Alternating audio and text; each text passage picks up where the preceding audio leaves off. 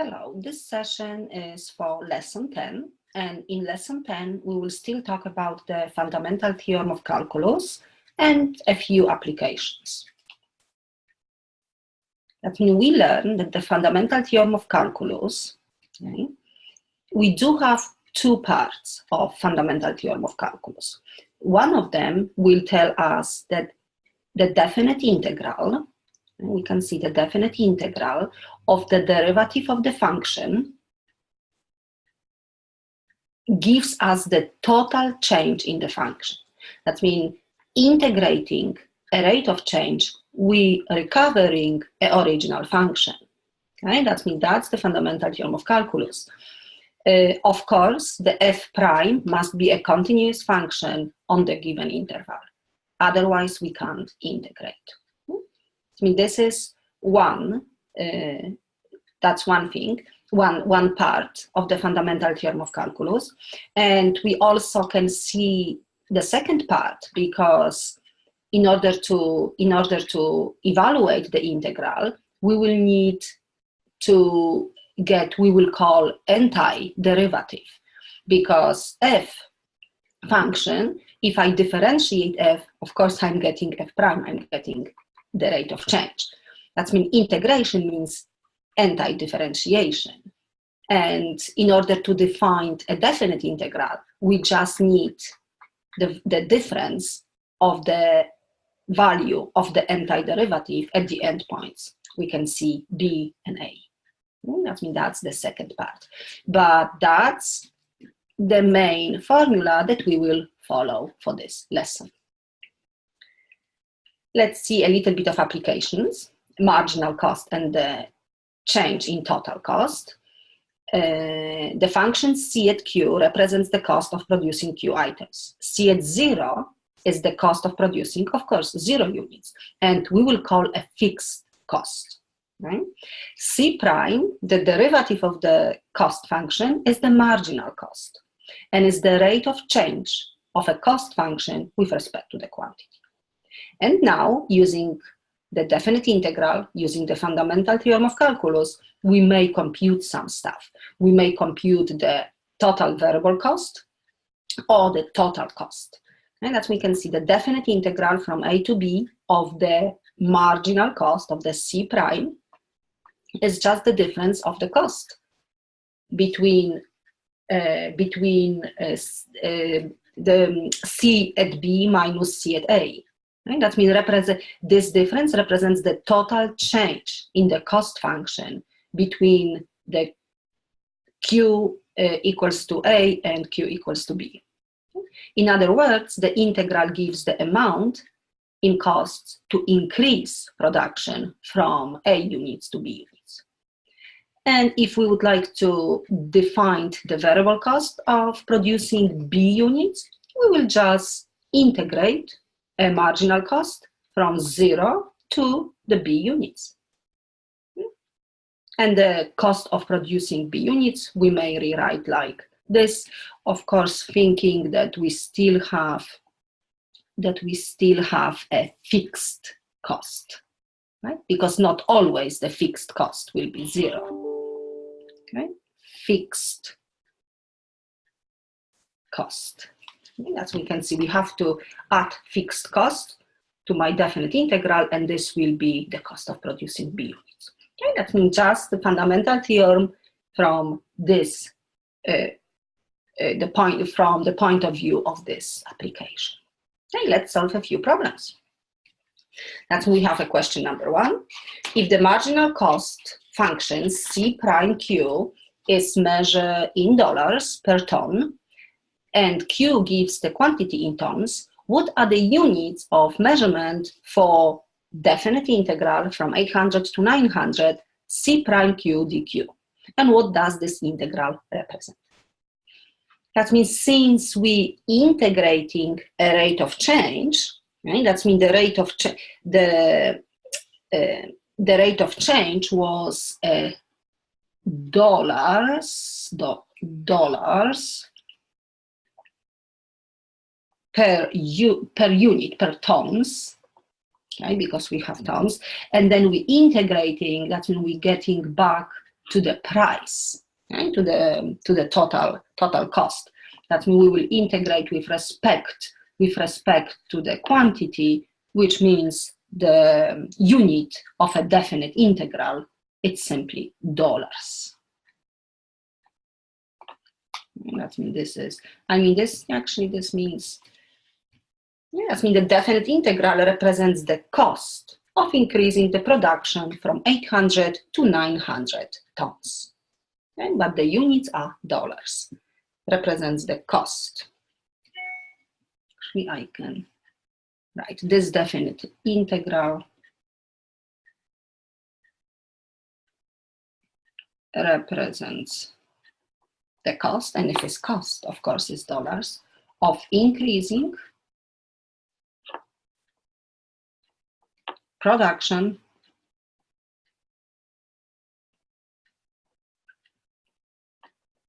from 800 to 900 tons. Question number 2. The marginal cost of drilling an oil well depends on the depth at which you are drilling. Drilling becomes more expensive per meter as you dig deeper into the earth. The fixed costs are 1 million riyals. That's the currency of the Saudi Arabia. And if X is the depth in meters, the marginal costs are riyals per meters, and is defined as a 4,000 plus 10x. Find the total cost of drilling a 500 meter well. The total cost. Okay, that means we know, first of all, that the total cost will be the fixed cost, which the fixed cost is 1 million, okay, plus the variable cost. Drilling from 0, of course, to 500 meters, and we will integrate the marginal cost. Okay? That means this will give me the total cost. Okay, total. Okay, that means let's compute total cost. The fixed cost, actually the total cost is here. This is fixed cost and was 1 million, and plus, now we have to integrate from 0 to 500, and we do have a formula, 4,000 plus 10x with respect to x. Yeah. That means I believe that a little bit of confusion this week, this lesson was, the problem was with the integrating, because what we're doing so far, we're still trying to get the visual approximation of a definite integral. We know what definite integral means. We know that we have to find the antiderivative, but we still don't know the formulas. We still don't know some shortcuts, I can say this way. That means we have to, but we definitely know that the definite integral represents the area under the curve. And in this case, in this question, we are lucky because it's the linear function. We can draw this function. Each side will be straight lines, which we can get the area easily. I mean, let's try to get that area. We will have a problem if function is not the linear function. Okay. Let's say this is my marginal cost function. So we have function 10x plus 4,000.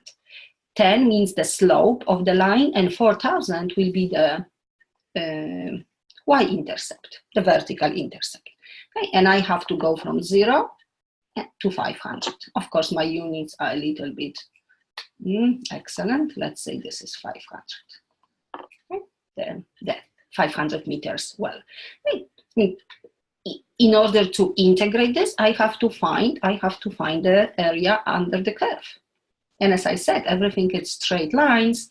It's relatively easy because I can divide this for the triangle and the rectangle. Okay? I'm just trying to get a nice, we may even remove that shade. Okay, for 500, I have to find this value. 500 times 10 is 5,000. 5,000 plus 4,000 is a 9,000. I think this will be the corresponding value, 9,000. Okay, that means this area is simply base times height, which is 500 times 4,000. This one is the triangle, 1/2 times base times height. And the height is just the difference between 4,000 and 9,000, which is 5,000. I will put 5,000. Okay? That's the height, just of this triangle, of course. Okay, that's mean my definite integral. It will be the area under the curve, 500 times 4,000 plus the triangle, 1/2, 500, and 5,000. Okay, let's see. 5 times 4 is 20, and we have 1, 2, 3, 4, 5 zeros. 1, 2, 3, 4, 5, which I have 2 millions. And then this one will be 5 times 5 is 25. 25, and we have 1, 2, 3, 4, 5 zeros. Okay. So we have 2 millions, lots of zeros, and half of 2,500,000, which will be 1,250, right? Just the half of this. And 1 plus 2 is 3,250,000. Okay, and I still have to add, in order to get the total cost, I will add 1 million, which was the fixed cost. The final answer is 4,250,000, and I think it's not dollars, it's the currency of the Saudi Arabia, riyals. I'm not sure about the pronunciation, but the spelling is correct. Okay, that means this is the total cost. But we can see the green part could be confusing, especially if we have a marginal cost, like not being the linear function, for example. Okay, but I promise in lesson 11 and 12, we will have nice, rigorous formulas, and everything will be much, much easier. But we still want you to understand the concepts, to feel what definite integral means. Okay, another question. The marginal cost, C prime Q, dollars per unit, of producing Q units is given in the following table. If fixed cost is $10,000, estimate the total cost of producing 400 units. Okay, the same thing. Okay. The total cost. The total cost will be the fixed cost plus the variable cost. Fixed cost, it's simply cost per, like 0 unit, the beginning, the initial amount that we have to spend, which is 10,000. And the variable cost producing 400 units will be a definite integral from 0 to 400, and we will integrate the marginal cost function. And again, in this case, we don't even have a formula. We have the value from the table. From the table, we still have to we have to try to estimate. But we know the meaning. It's simply the area under the curve. Or if we don't have the exact formula for the curve, we may use the rectangles method. And let's try it. I mean, I can probably plot. Let me use green color for the integral. Okay, that means I will use the green color to estimate this based on the table. So I will try to, maybe here, let's see. I will plot the values of the marginal cost per unit. For 0 is 25, okay? For 100, because we're going by 100, 200 units, 300 units, 400 units, 500 and 600. We're only looking for 400, but let's see. And then the value, the marginal cost for producing 100 units is 20. And I can draw the line up to 20. For 200 is 18. Okay, we're decreasing, good. For 300 is 22. A little bit lower. Okay, 22. For 400 is 28. Okay, and for 500, oh, it's 35. Okay, I can leave it here. Okay, that means this is actually 20. This was 18. This is 22, 28, 35. Okay, and yeah, I will not connect them, but I can use the left hand sum or right hand sum. Okay? That means let's use the right. From 0 to 100, 100 is on the right hand side. That means I will draw this rectangle. And then 200 is on the right hand side. 300 is on the right hand side. Then 22 will give me the height, and this one. Okay, and I don't even need this because I'm only looking from 0 to 400 units. Okay, that means I will stop there. And now, in order to compute this definite integral, we have to find the area of these 4 rectangles. And we can see each base of the rectangle is 100, the length of the sub-interval, 100, and times the corresponding value. And I can say, using the right-hand side sum, we will have 100 times 20, okay, which is 2000, plus 100 times 18, which is 1800. This one is 100 times 22, 2200, and this one is 100 times 28, okay, which is 28. And I can add together. When I will add together, I think I have $8,800. Okay, but that's the right hand side. I can also use the left hand side and maybe get the average. Okay, 0 is on the left hand side, and the value for 0 was 25. That means I will need 25 times 100. I will write here. And then 20 is on the right hand side. I will need this. And then 18, 22, and 28. So now I need this blue. I need blue rectangles.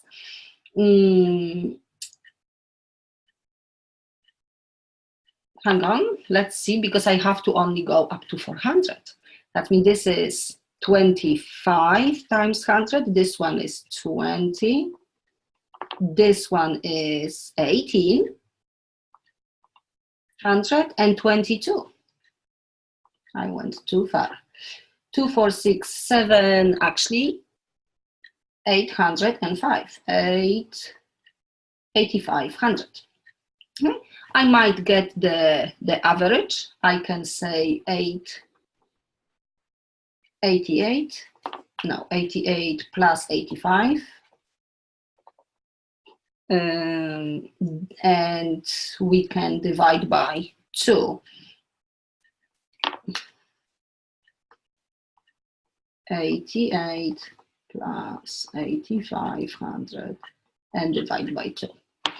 And this will be 8,650. Okay, dollars. I mean, that's my definite integral. Yes, I went through the rectangles. 8650, which means the total cost will be 650.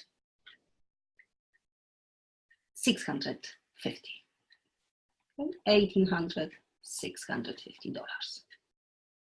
Okay, that's the final answer. Okay, make sure that you know how to get the definite integral from the table. Okay. Actually, is this the same question? It is the same question, it's just different, a little bit different, okay, because we have to estimate C, the cost at 400 units. Okay, let's do it. The marginal cost, C prime Q, is in dollars per unit, producing Q units is given by the following table. And I'm assuming it's the same table, 25, 2018, yeah. If C at 200 is equal 16,000, estimate the cost of producing 400 units. Okay, that means now, again, the fundamental theorem of calculus, the cost, the fixed cost between 200 units or 400 units will be given by a definite integral of a marginal cost. And this means that we have to just have the cost of the 400 units minus the cost of the 200 units, the fundamental theorem of calculus. And now, if I solve this equation for the cost of 400 units, I will have my definite integral. Okay. And plus the cost of, because I will move this on the other side, of 200 units, which is 16,000. Okay, again, I have to estimate my integral from 200 to 400 only. I will use my graph from the previous question. Let's see, from 200 to 400. So what we can see, we can just focus on these two rectangles, the green and the blue. Okay, and let's see. That means we will have the green was 2,228, which is 50, right?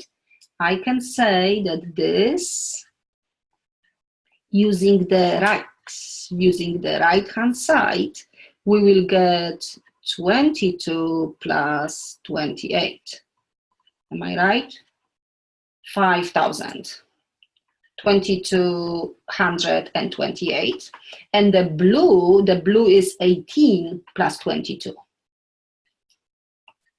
The blue, which is the left-hand side, 18 plus 22, which is 4. And taking the average, we have 450. Okay, that means I'm believing that the variable cost of producing the units between 200 and 400 is 4,500. I can put this, that means this is equal to, and plus 16, the cost of producing 400 units is simply $16,20,500.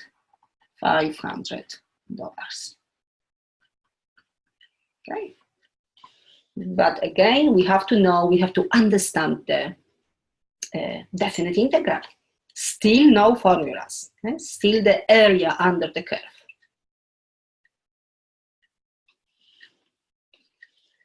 Smooth.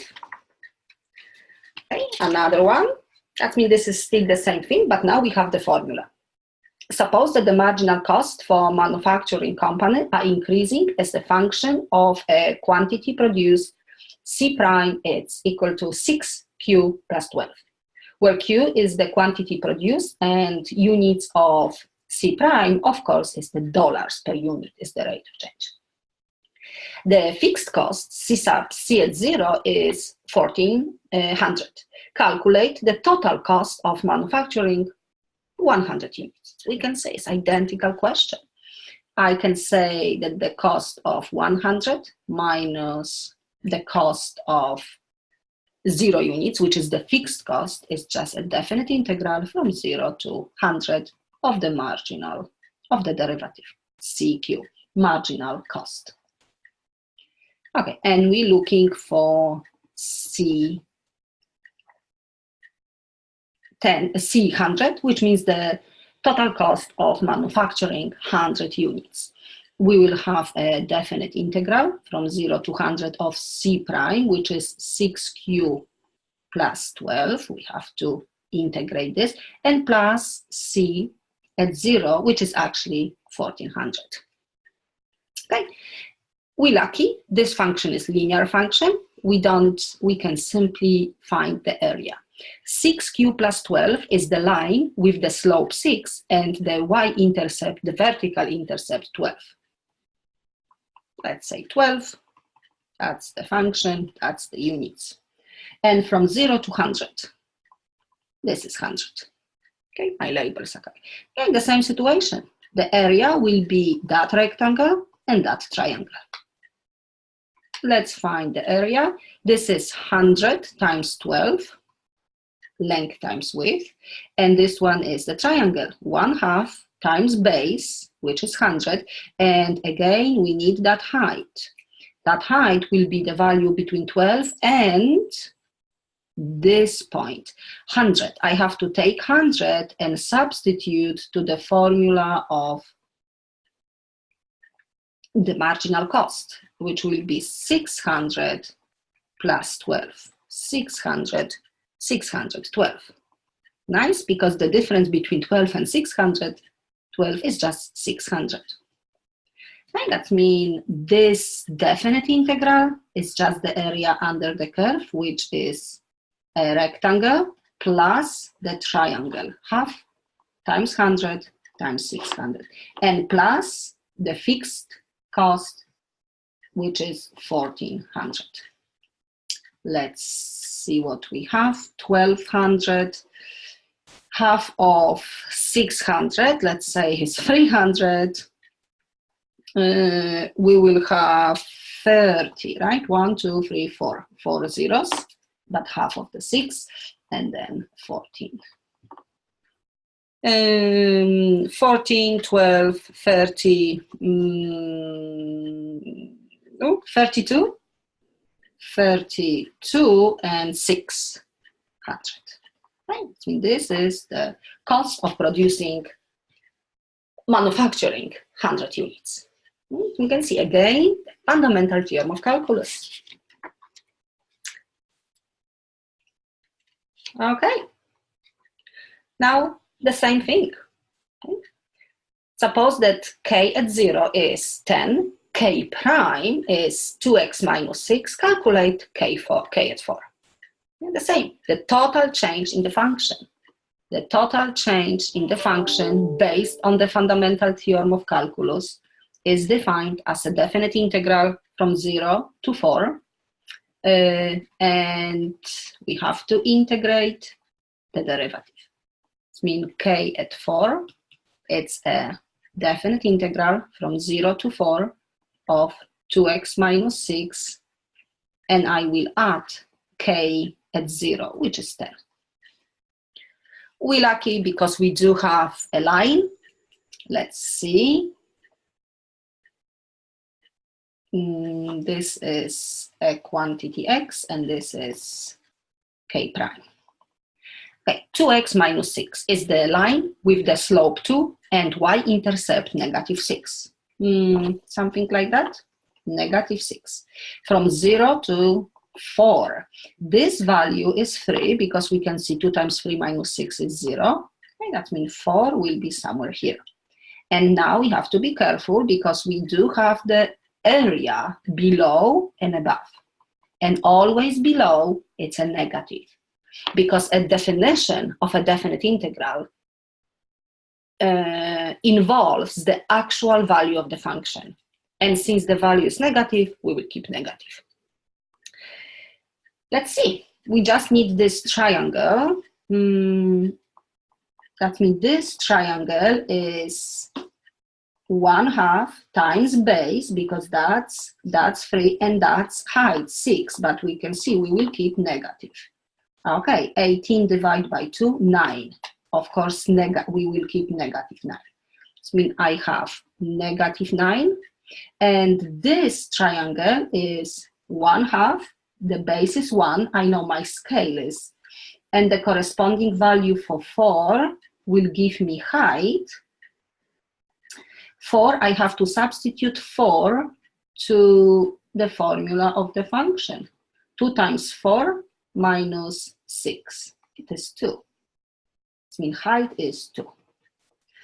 Half times 2 is 1. Okay, plus 1. Okay, that means this is 1.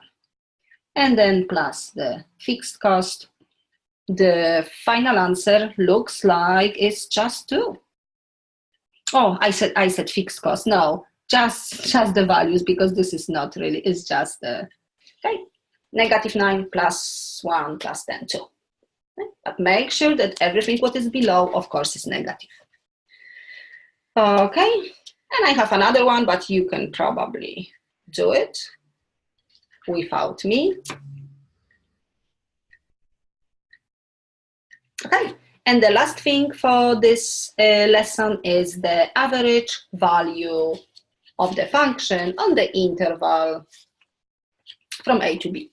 That we do have the formula. I hope this formula makes sense, because we need sometimes to know the average, like a mean, the average value.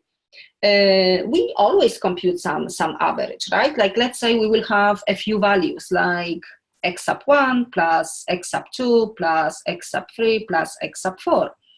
I can add the values, but if I would like to know the average, I will divide by number of these terms, 4. Okay, and I will get, this will be the mean, the average. Or let's say the percentage. Yeah? Let's say on the test we have 30%, one student, another student gets 90%, and another student maybe gets 60%. And to get an average, we will divide by number of students. Okay, that means this is 60, I believe, right? 60. Yeah. Okay.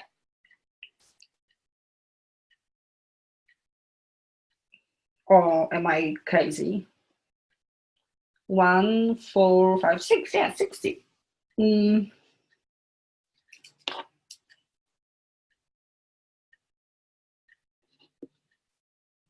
Yeah, 180. Okay, for some reason I'm just looking. Okay, 60. That's we can see. It's one of the statistical tools. That means thinking about the average value of the function, like from A to B.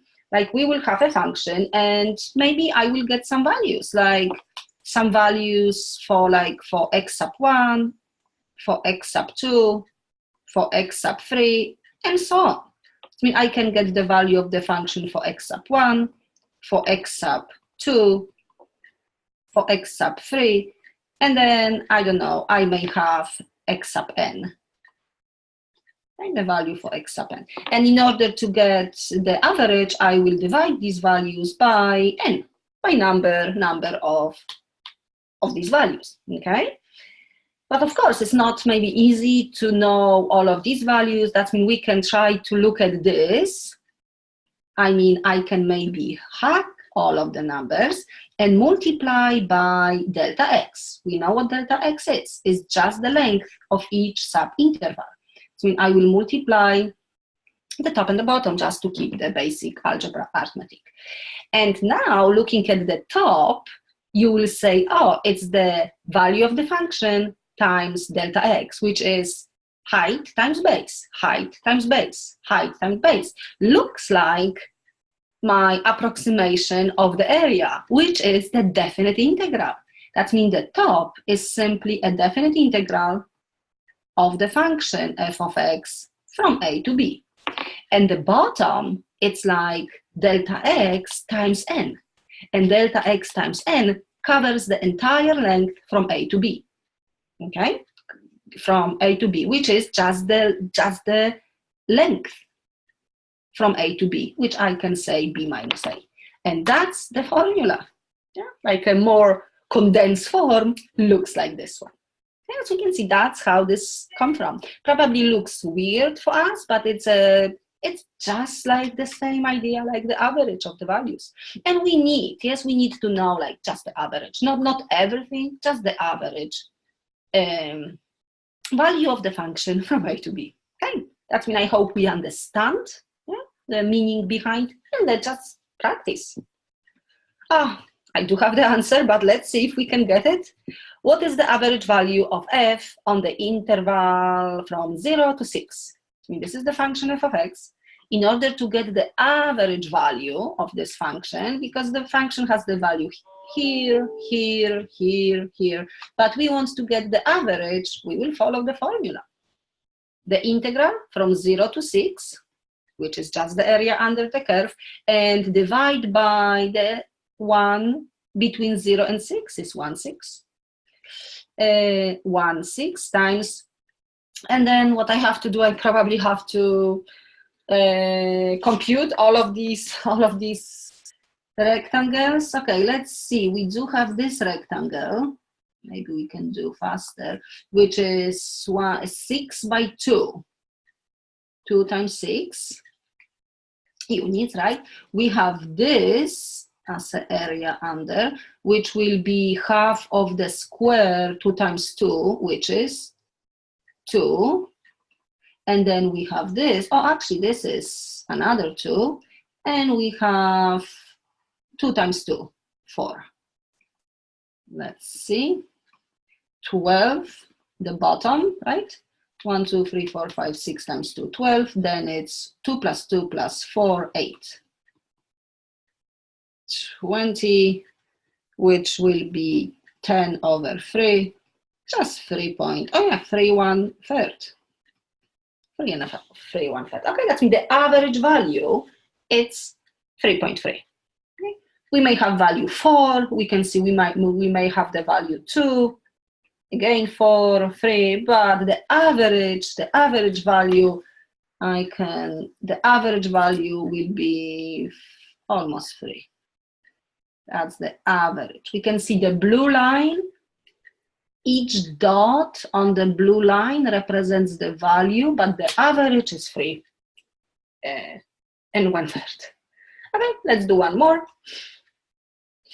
Yeah, the same thing. This one is curved. That means maybe will be the approximation is not as accurate, but let's try. The same thing. The value of the function, we have to find the average value of the function on the interval between 0 and 5. That means the value is like 7, 6, 5. We have lots of values, but what is the average? We actually see the answer. The average value will be 5. Okay, let's see how we can do it. Integral from 0 to 5, which means the area under the curve, and divide by 5. Divide by that length. Okay.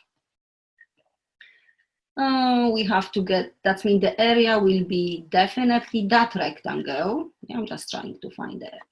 And this is 5 times 3, length times width. And then we do have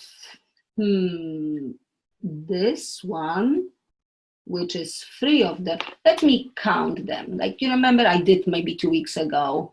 I can maybe count 1, 2, 3, 4 will be together with this one, 5, 6, 7, 8 will be together with this one, and 9 is not, 9 could be together with this, and 10 could be together with this one because it's missing.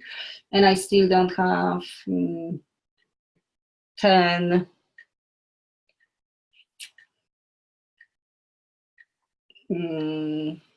Okay, let's think that I add this. That means I have 10 small rectangles, and the rectangles are 1 unit by 1. Oh, you don't even have to.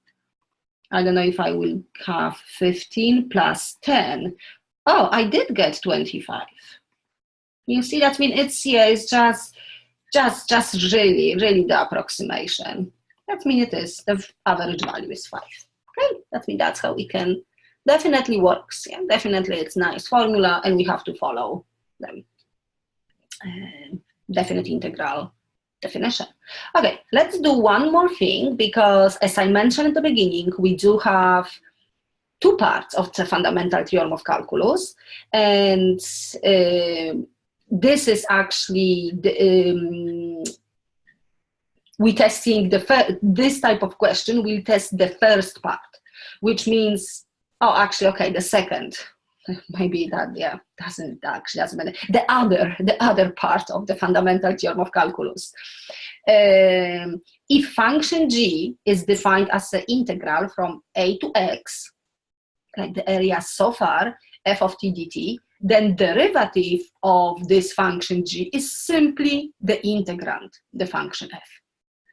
Okay?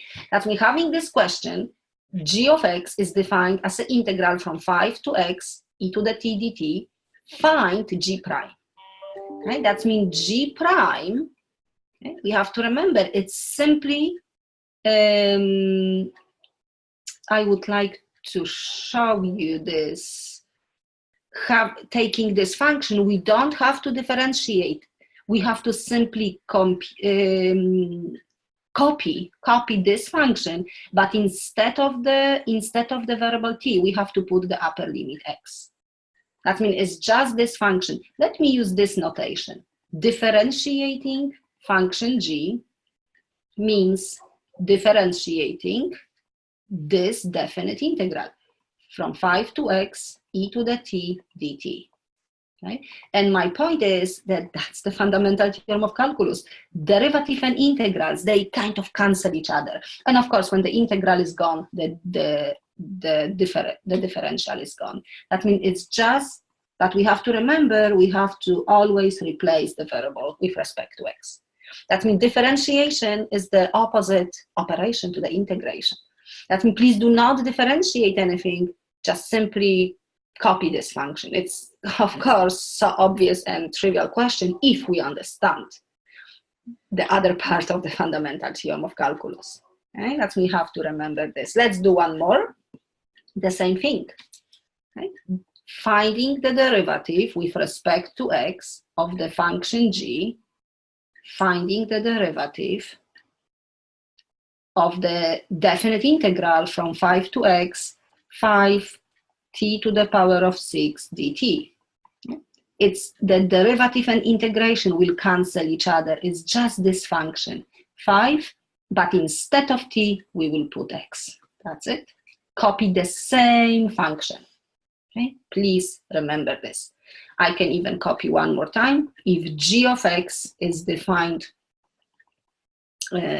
like this, like a definite integral, g prime, it's simply the same function, but just fundamental theorem of calculus, part 2 actually, part 2, okay? Please remember this.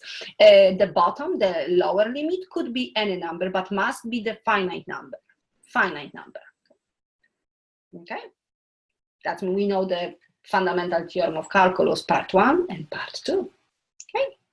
Enjoy your weekly assignments, and going through all of these problems from this session, you will ace it.